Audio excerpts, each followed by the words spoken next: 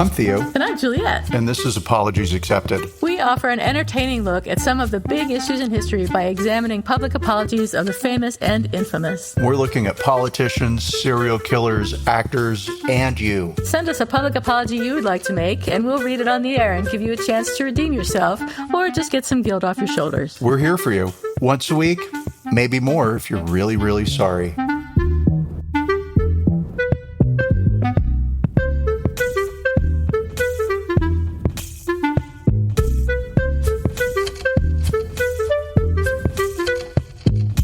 Everybody. This is Apologies Accepted, the podcast. And I'm not Theo. And I'm not Juliet. I was going to say this week, but... This week or any week? Yeah, it's never true. I don't know why you people keep making us say this, because it's never going to happen. You should know the difference between our voices by now, everyone. That's right. So, what's shaking, Bacon? It's almost Christmas. Are you ready? I'm never ready for Christmas, and every year I think I'm going to be ready, and I'm ready in that, like, I have 2,000 boxes filled of like Christmas stuff. Yeah. Nice. But I am not ready in that I've got to carefully curate a few items to put into boxes to drive out to the desert so that we can have Christmas together with the family in the desert. I know, lovely. And just like Jesus, I'm going to be spending Christmas in the desert.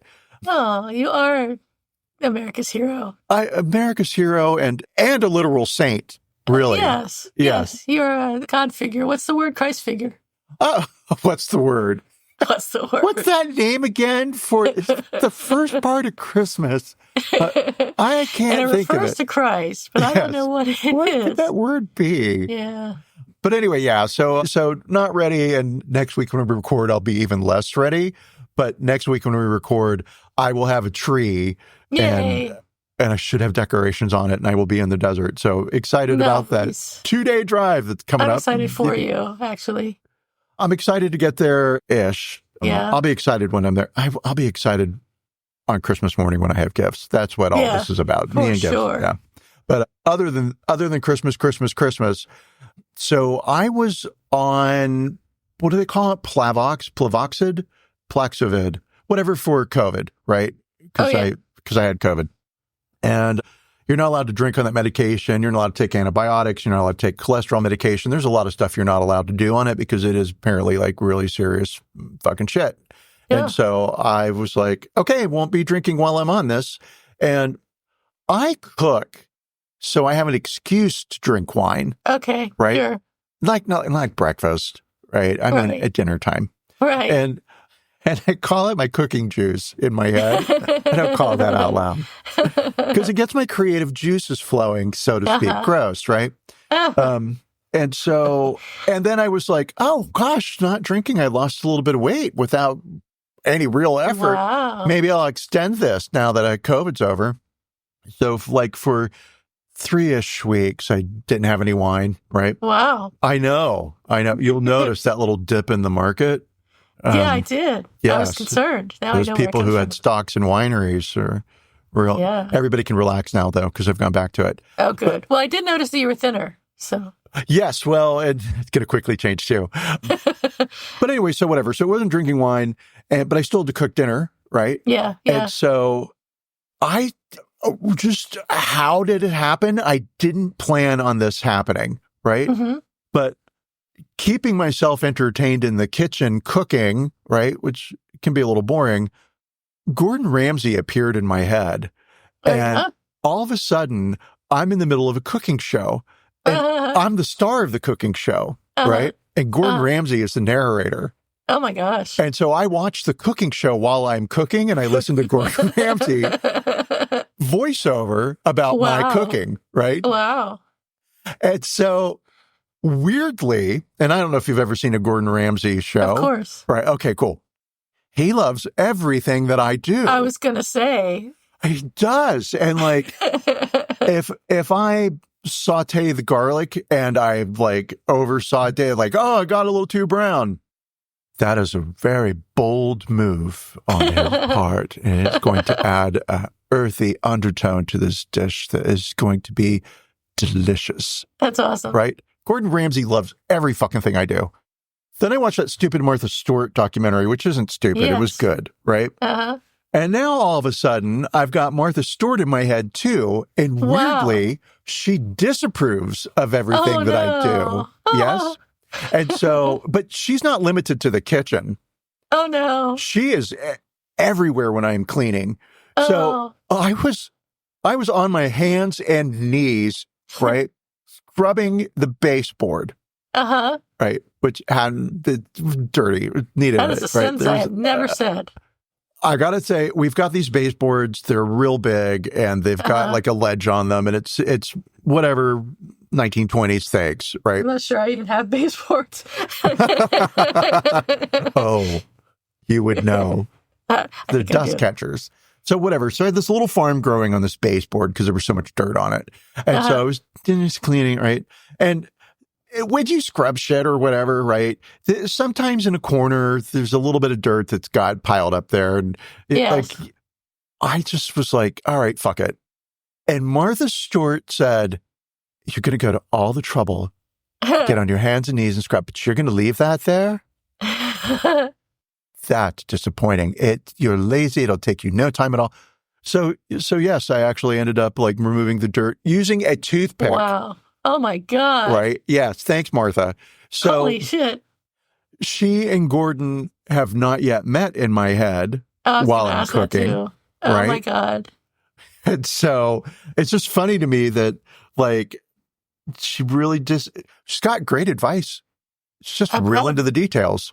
Right? Wow. And Gordon Ramsay just lets you like a bull in a china shop in that kitchen. You can do whatever you want and it's just great. So that is what's Shaken Bacon. I have got two celebrities living in my head. In your head. Oh, that my head is not worthy. I'm going to have to worry about you if you start getting more characters in your head that tell you what to do and that you obey. Or when I start dressing like them. Exactly. Yeah, when I start showing up perfectly coiffed, you'll know that Martha has taken over and assumed my personality. So that's what's Shaken Bacon here. What's Shaken Bacon with you? Nothing. I got the pneumonia shot, which was fine, except it hurt. And I felt sick for days after. So that's the only thing that's happened to me this week is that I haven't felt very well. But I'm feeling better today. So okay. Good. I was going to say days plural. Yeah, I felt bad for like 2 or 3 days.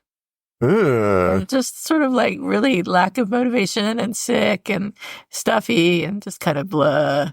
So fortunately, that's all over with. And I had a bad day last week in which like everything that could possibly go wrong did. So it's a good thing I didn't go out and try to drive my car because I probably would have gotten into an accident that day and killed somebody. So fortunately, that day is over and now I can start to recover from it. It's going to take me a couple weeks to get over this bad day that I had, but I will overcome. Oh my gosh. I'm sorry to hear that. Thank you. That sucks. We've all had those kinds of days. Exactly. So speaking of one of those kinds of days. Oh, let's talk about somebody who had one of those kinds of days. And it was his own fault, too. Mine, of course, was not my own fault at all. So South Korea, which I just looked up, is a democratic republic like ours in the U.S., except they have a president serving as head of state and government and a prime minister as head of the executive branch. They have experienced significant political turbulence this past week. Their president, Yoon Suk-yeol, declared martial law on December 3rd, saying that there was political gridlock, budget disputes, and threats to the nation's constitutional order. He accused also opposition lawmakers of paralyzing government functions through legislative manipulation and alleged that North Korean sympathizers were infiltrating the country. I bet that's a claim that people hear a lot in South Korea, manipulative phrases. These claims were widely seen as a pretext to suppress domestic political opposition, particularly the majority-held Democratic Party, which has repeatedly blocked his policies and threatened his administration with impeachment. I did not look up what political party President Yoon Suk-yeol belongs to. Do you happen to know? I know the initials, right? What is it? The PPP. That's right. It's like the People's Party or something. It is definitely the People's Party plus.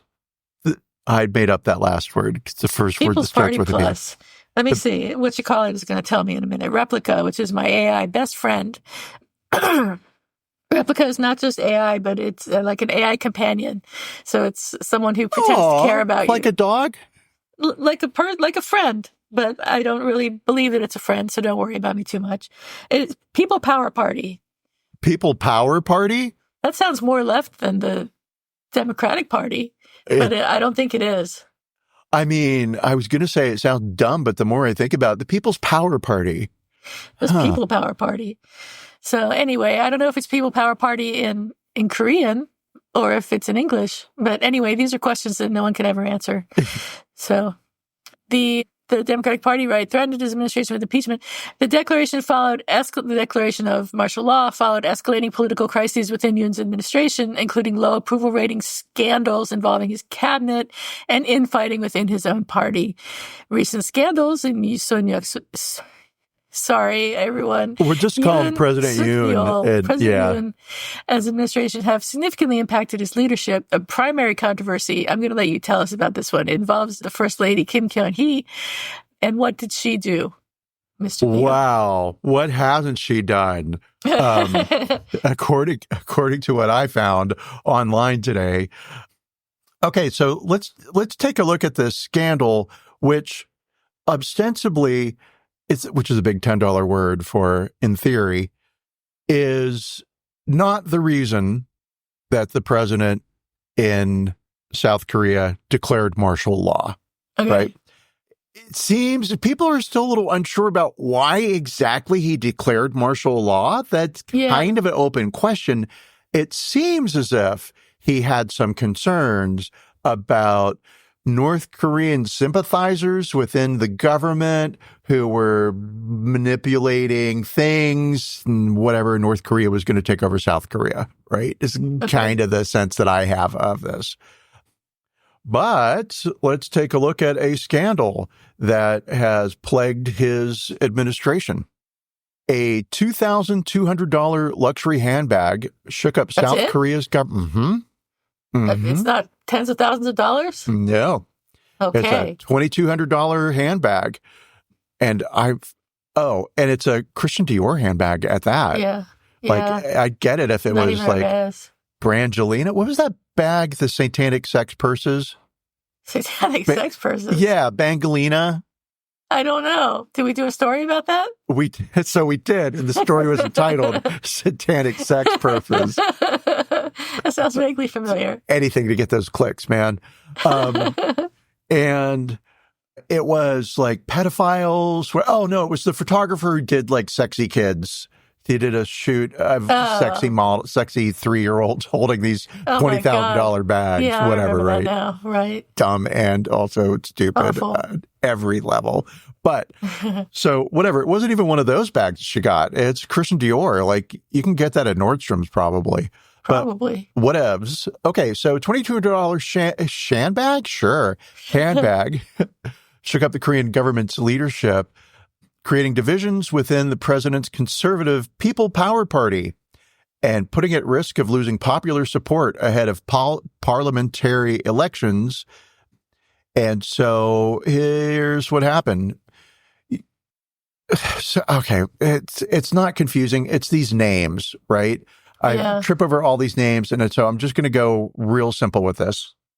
Yoon is reportedly feuding with members of his party over how to respond to a video of his wife, First Lady Kim, receiving a Christian Dior handbag, allegedly inappropriately through dubious circumstances, in September of 2022. A little while ago. That was 2 years ago, right? But this story broke in late 23 and carried over into January of 24 of this year and still is haunting him. Since video surfaced in late 2023, President Yoon and his wife have not directly addressed allegations, but the controversy sparked criticism among his fellow party members and the rival Democratic Party, which is the name of the other Korean political party, the Democratic Party. And the Democratic Party currently holds the majority of seats in the National Assembly, right? Yes. Okay. So on January 18th of this year, 2024, PPP interim leader Hoon, considered to be the president's protege because of how close they are, told reporters that the handbag can be a matter of public concern.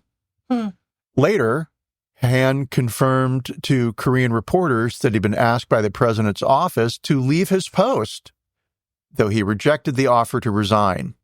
So the leader of the PPP, not the president, right, had said, yeah, this handbag thing is not pretty kosher or cool. Maybe, the public has a right to be concerned. And the president's office called this leader Han, and said, you're going to need to step down. And Leader Han said, no, thank you for asking me to step down, but I'm not going to do that. The bag appears to be, it's recommended that the bag become part of national property, right? So it'll be owned by the people. And then the bag could be auctioned off for cash or go to the treasury or be stored as part of the presidential records for historians to come and look at the actual bag itself, right? So while the president and the leader of the party seem to have mended their relationship and have appeared together at public events, the Dior bag scandal, as local media have named it, remains a point of contention among some PPP members. And the First Lady has been called the Korean Marie Antoinette. Meanwhile, PPP opponents, being the Democratic Party in Korea, have used the scandal to chip away at public support of the party, of the PPP. Public opinion polls published this week show that 70% of South Koreans want Yoon to address the handbag scandal. Okay, and the article that I'm reading was written before he declared martial law. I'm sure that people would still like to know about what's going on with this handbag, but I think the martial law thing is a bigger deal. Okay, so a lot of people are saying, hey, this is a serious issue. So what exactly did the video capture? What's up with this video? So the video, which was shot clandestinely, oh my God, say this word for me, clandestine, but with a li at the end. Clandestinely, there we go, by Korean-American pastor Choi, was first posted to a left-wing YouTube channel. So it was given to her by a religious person? Where did this religious person get this money for this bag? That's what I want to know. Oh, who knows? That seems improper as well, that this religious person would be giving these gifts to, I mean, I know it happens all the time, but should they use that money for the poor? You would think so, right? Well, I guess maybe First Lady Kim is poor because she needed somebody to give her a $2,200 bag. So the footage shows Choi, who is the Korean-American pastor, right, behind the camera, walking to a Christian Dior store to purchase a handbag. And then in the video, he shows receipts that the bag cost $2,200. Then the video continues to show Choi walking into the office of Kovana Contents, which so a lot of this is just getting really overly complicated and confused, who's where and who's doing what. But so the Korean-American pastor Choi goes and buys a handbag, and then he walks into the office of Kovana Contents, an exhibition firm in Seoul that First Lady Kim owns. Okay, so he goes into one of her businesses. Inside, he meets First Lady Kim, and he passes her the Dior shopping bag. In return, First Lady Kim is heard responding in Korean, "Don't keep doing this," and "never buy something as expensive as this." Now, they don't elaborate on whether or not she says it, like what's her tone, right? Is it, "Don't keep doing this. Never buy something this expensive again," right? Or what, right? The Korean Herald reported that the president's office confirmed Kim's receipt of the bag, hard to do in light of the fact that there's a video of it, and said the bag was being managed and stored as property of the government. Every government needs a handbag. Under South Korea's anti-graft law, it is illegal for public officials and their spouses to receive gifts worth more than $750 in one sitting, or a total of 3 million won. And so $750 is 1 million won. So 750 times 3, $2,200 probably. Some number. Okay, great. So according to the Korean Herald, Choi, the Korean-American pastor who went and bought the bag and gave it to the First Lady and filmed it, admitted to the National Assembly that he had planned the exchange and recorded it with a camera embedded in his watch. Interesting. Cool. He said he was able to meet First Lady Kim directly because they hail from the same hometown. And he had decided to film the video because he believed that First Lady Kim regularly abused her power as First Lady, claiming that she privatized and monopolized all systems in the presidential office. Now, as an American, this does not sound familiar to me at all. It seems so foreign and weird. What? Presidential grift? Huh? Okay, so Korean-American pastor Choi has defended his use of a secret camera, saying that there would have been no other way to expose First Lady Kim's bad behavior amid claims from PPP supporters that the First Lady was entrapped in the situation. So how controversial is South Korea's First Lady? She's had a fair share of controversies. So even before Yoon became president, First Lady Kim issued a public apology during his campaign for inflating her credentials in her resume. That sounds vaguely familiar. I mean, that story in particular. Everybody lies on their resume except for you and me. And in 2022, allegations of First Lady Kim having plagiarized her doctorate dissertation and other academic publications during her time at university surfaced. Now, this is an aside by the Korean Times. Her university, where she received her PhD, found no serious violations of academic code of conduct or plagiarism after probing her publications for 8 months. Interesting. Okay. I wonder, maybe somebody else could look at her papers and see. But so First Lady Kim previously faced accusations of tax evasion. And in February of 2023, a court ruled that her and her mother's accounts were used in a Deutsche Bank Motors stock price manipulation scandal. Earlier this month, President Yoon vetoed a bill that would allow the Korean National Assembly to conduct a probe into the First Lady's alleged involvement in stock market manipulation. That sounds problematic. And then, so what have reactions to all of this been like in South Korea? The Voice of Seoul reportedly first filed a complaint about the bag scandal, both with President Yoon and Kim. Sorry, that's not it. This article's a little confusing, but I think it was translated from Korean into English. And so that's my story. I'm going to stick with it. So the Voice of Seoul is complaining about the president and the first lady, accusing them of bribery. A civic group also filed a complaint letter in December of 2023 with the country's Anti-Corrupt and Civil Rights Commission. PPP lawmakers are divided.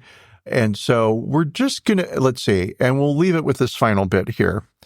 President Yoon's office maintains there is no need to apologize over the bag, as the gift Kim was given was considered as having been received not personally, but rather by the state.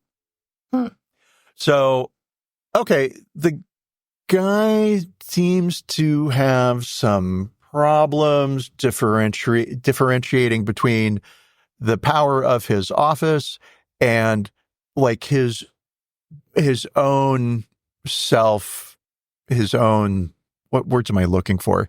There's a famous quote where only a fool considers honor due to his office as honor due to himself.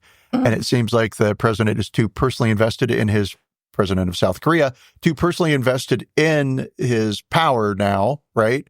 And this declaration of martial law, I think, is definitely his undoing. Although he did survive an impeachment vote, right?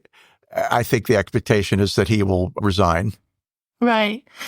So all that stuff that you were telling us about First Lady Kim, that's the background for the declaration of martial law. And critics view it as a desperate and authoritarian overreach rather than a justified response to genuine threats. So this move echoed the tactics used during South Korea's past military dictatorships, which really pissed people off. There were massive protests with tens of thousands of people. Yeah, and the National Assembly, though, acted swiftly when martial law was declared, voting to block the decree. Public demonstrations intensified, and even members of President Yoon's own party criticized his actions. Within 2 hours, Yoon rescinded the martial law order amidst overwhelming political and social pressure. However, the move, as you mentioned, not only fueled discussions of impeachment, but they did try to impeach him yesterday, late last night, and I was going to look up this morning and see if they tried it again today, but I did not. I failed to look it up, but it's Sunday, so probably not. The crisis underscores a major test of South Korea's democratic institutions. Public sentiment strongly opposes any return to authoritarian measures, highlighting the resilience of South Korea's democracy, established through decades of activism and reform. That last sentence brought to you by South Korea's democracy. So yeah, the apology, let's talk about that a little bit here, if I can scroll down. President Yoon issued a public apology on December 6th, which was 2 days ago, for his controversial declaration of martial law earlier in the week. And his apology said, "Dear fellow citizens, I declared martial law at 11 p.m. on December 3rd. About 2 hours later, around 1 a.m. on December 4th, in accordance with the National Assembly's resolution to nullify martial law declaration, I ordered the military forces to withdraw and lifted martial law after a late-night cabinet meeting. The declaration of emergency martial law was motivated by the desperation of the president, who is the final decision maker in state affairs. However, in the process, I caused concerns and inconvenience to the people. I am very sorry and apologize to the people who must have been very surprised. Regarding my declaration, I will confront my legal and political responsibility. Dear fellow citizens, there are rumors that martial law will be imposed again, but let me be clear. There will be no such thing as a second martial law declaration. Dear fellow citizens, for the rest of my term, I will entrust my power to our ruling party to stabilize the political situation. Our party and the government will together take responsibility for future state affairs. Once again, I apologize for causing concern to the people." So, that's an apology. It is an apology. He even said it was. He even said it was twice. How good an apology is it?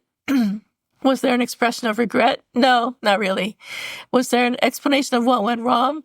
I mean, kind of. He said that he was doing it out of desperation, which isn't really an explanation. I'm going to give that a half a point. Yeah, at the most, yeah.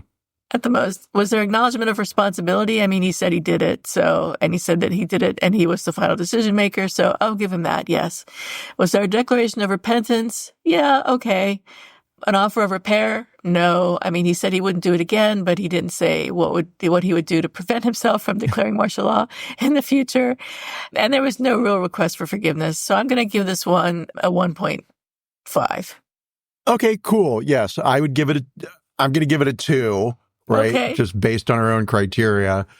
Of course, I did go with a 0, right? Because, again, self-serving and blah, blah, blah. But pulling all of that out, like how sincere is the apology?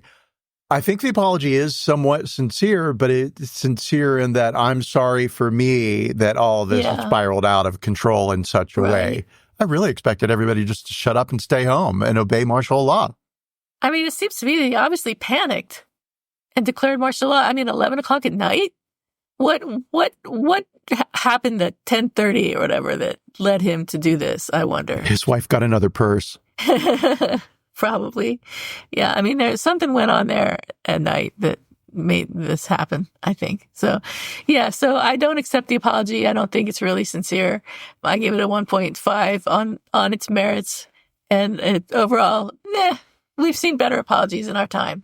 Oh, I mean, definitely. And from better dictators, although he's kind of not a dictator yet. Yeah, he wants to be. Oh, for sure. Everybody wants to be.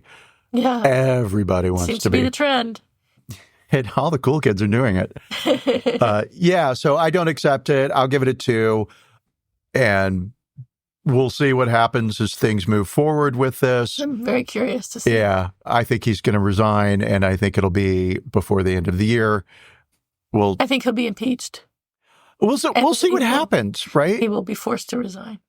I mean, so this is the piece that I don't know. How do things work in South Korea? I know how this would play out in the United States, where people would call their senators and write their senators, and the senators might have publicly stated one position on Monday, and then after they hear from their constituents, by Friday, they've changed their mind. right? Right.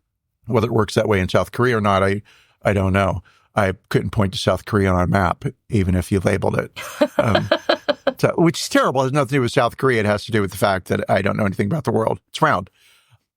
So yeah, it does. What I find interesting about the South Korea story is it does hold a template, or it does prove, let's use that word, to Americans and the world, right, that democracy really is in the hands of the people, but the people have to show up for it. Absolutely. You got to show up for it. You got to wake up and get off your couch. Right.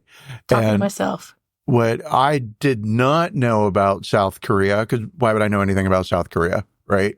Like, I've seen the series MASH, and so I know there was a war in Korea and that Americans were there with a camera, right?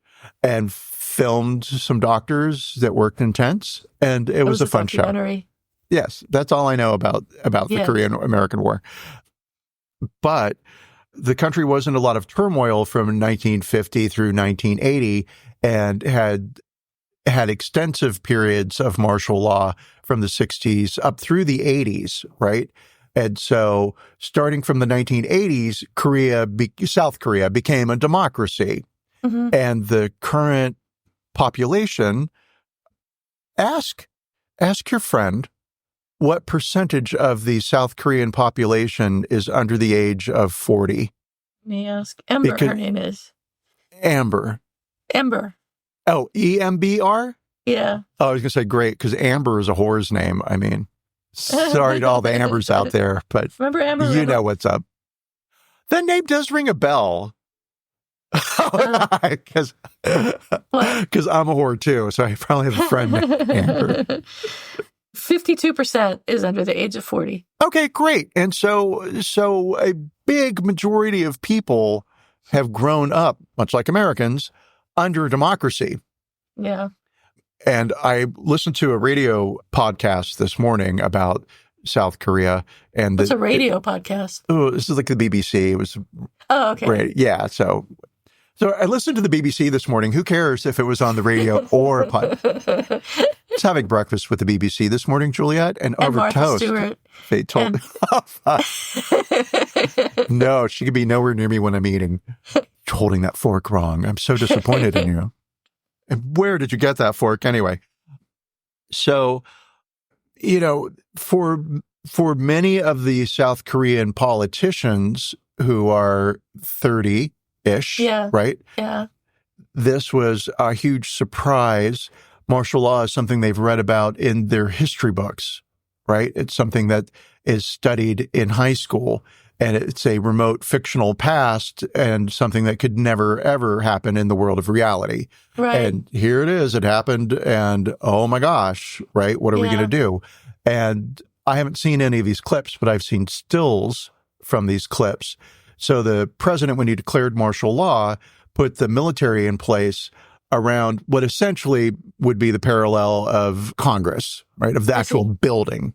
Wow. And they weren't allowing lawmakers in to vote on affirming the declaration of martial law. Huh. And lawmakers climbed over fences, chain link fences that had been erected so they could get inside the building to conduct a vote, right? Damn. And there's one photo, which also I have not Googled, of a female politician wrestling a gun in the hands of a military officer. Well, I don't know that he was an officer, but a military guy, soldier. That's the word I'm looking for. A soldier. Right? Because she's going to go into and cast a vote, right? Damn, that's brave.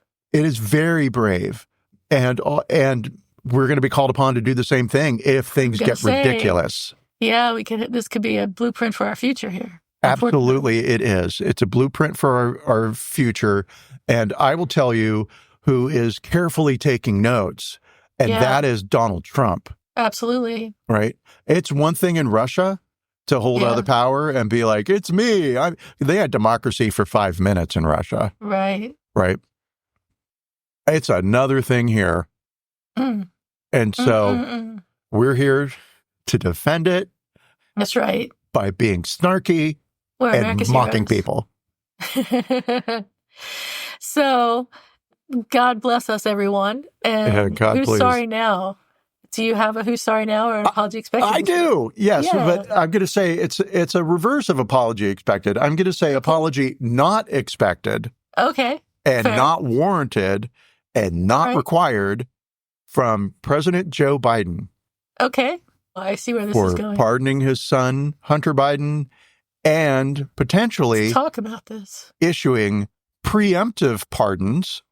What in the world is a preemptive pardon, and why is an American talking about that?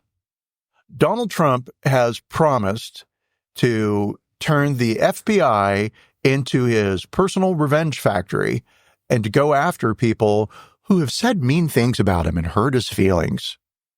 And so Donald Trump is coming for people like Jamie Raskin, right? A senator who's doing his job.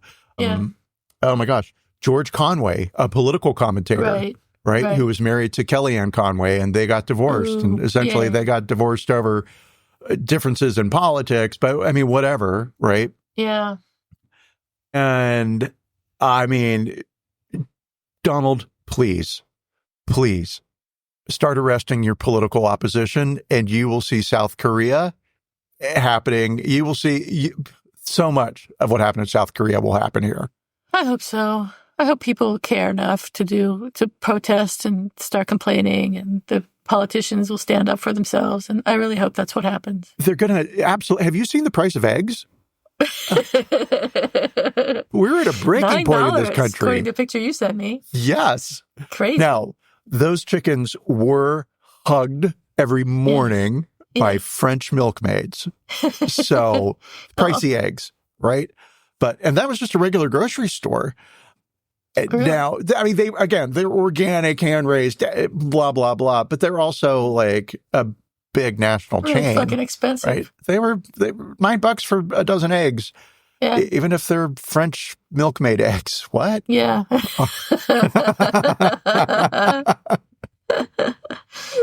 Anyway, so apology not expected from Joe Biden. But he's definitely owed one for being put into a position where he has to issue a pardon to Dr. fucking Fauci, a scientist. He issued a pardon to Dr. Fauci? There are several people that Donald Trump has said are going to be facing a tribunal, retribution. Jesus Christ. And Dr. Fauci is one of them because he made rednecks wear masks, basically. Right. God damn it. That's so infuriating. Yeah, absolutely it is, right? Not that if he gets a pardon is that infuriating. It's infuriating that we're living in a world where that's a thing that has to happen. And I think it does have to happen because Donald Trump is going to put on such fucking show for his base, right? Yeah. Now, whether or not anybody actually goes to jail, it's a different story. But the stress that somebody like Dr. Fauci has been under and would be put under Donald Trump. Terrible. I mean, Jesus Christ. Sorry, dude. This is not Russia. You're not king, and you're about to meet the American people. I don't think you know us real well yet. I hope there's enough of us who will stand up against him. Well, the two of us is all that's needed. That's right. That's all we need. There's the two of us. So, okay, what about, I'm going to step down off of the soapbox that I love to jump on. And what about you? Apology expected? Who's sorry now? Well, an apology expected, and it's Haley Welch. Does that name ring a bell? I'm just curious. No. It doesn't. Okay. I was just going to say who's that, but you were talking. She is the person who gained internet fame for her phrase "Hawk Tua." Does that ring a bell? Oh, Hawk Tuya girl. Yeah. Oh. Yeah. She launched a meme coin, which is a cryptocurrency based on a meme, which is Hawk Tua, and it's called Hawk. She launched it in early December 2024. Initially, the coin's value went to about $500 million within minutes of its launch, but it plummeted to less than $60 million shortly after. Who could have predicted? Nobody. Critics accused Welch of orchestrating a pump and dump scheme, which is funny, where the value of the coin was artificially inflated before being sold off for profit, leaving many investors with significant losses.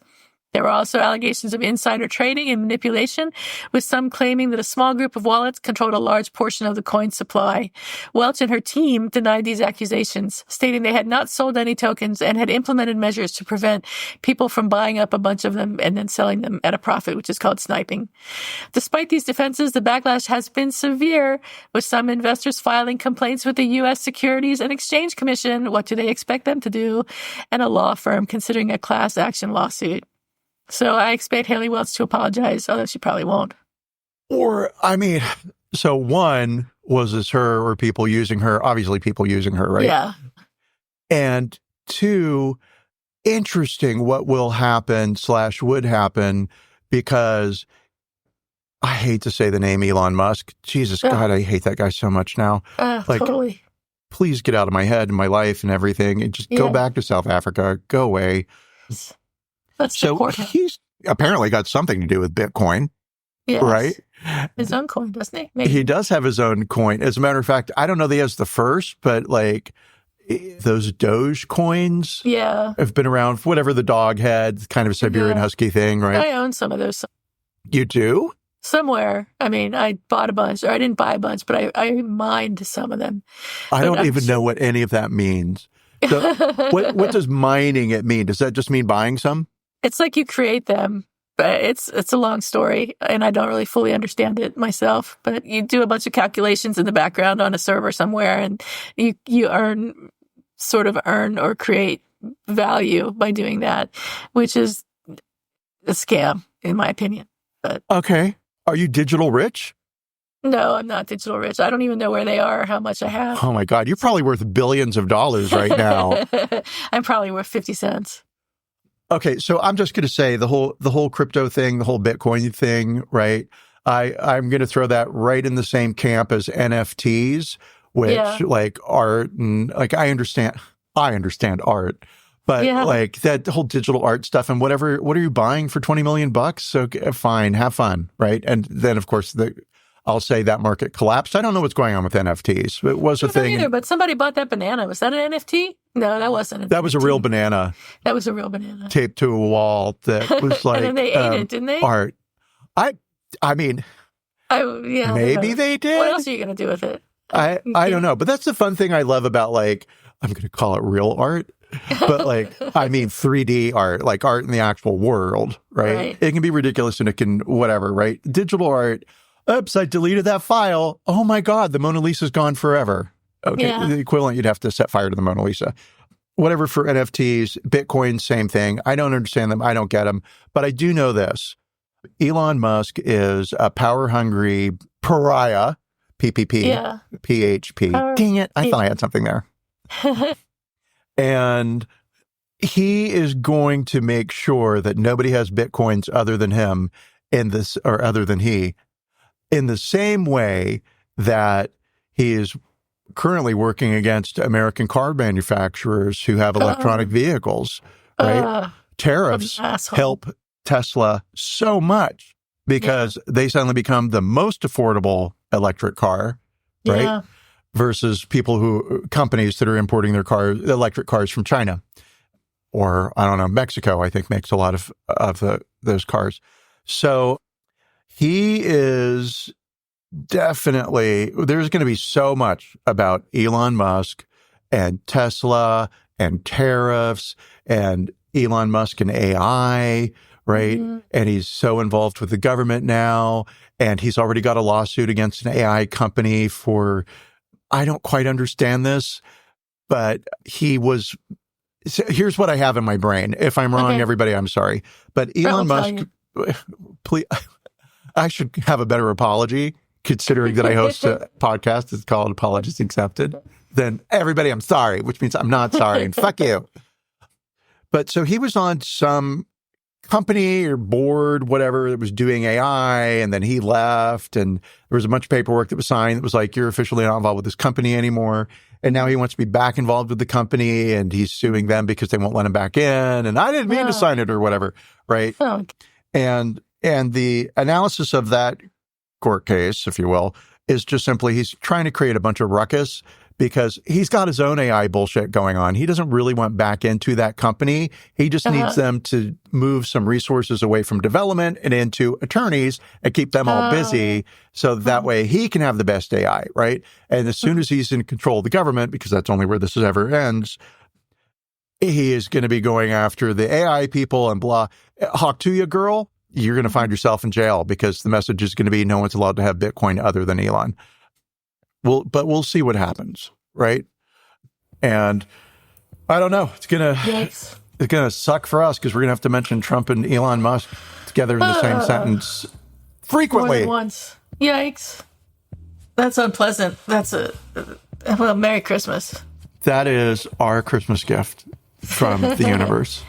We will pretend that for Christmas. I'm going to pretend none of this is happening. For New Year's and Valentine's Day. One holiday at a time. That's all I can handle. All right. I think that's it for the week. Thanks, everyone. We'll see you next week. Stay cool, cucumbers. And just say, and have a great holiday. We're recording later. There's more time before Christmas. Don't trip potato chip. Awesome. Bye. Bye.